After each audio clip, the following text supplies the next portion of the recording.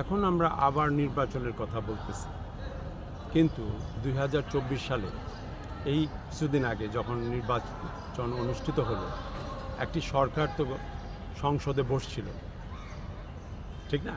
তাহলে ওনাদের এই দেশ ছাড়তে হলো কেন?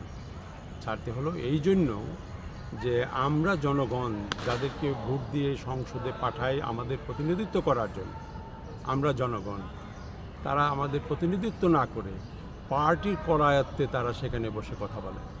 That means they are not the representative of the people in the parliament, but we send them as a representative of our people.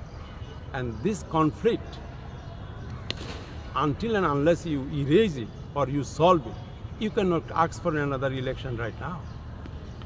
It is a hypocritic act, because the reason we throw the government out, same reason you are asking for another election. How we are going to go to the people and ask them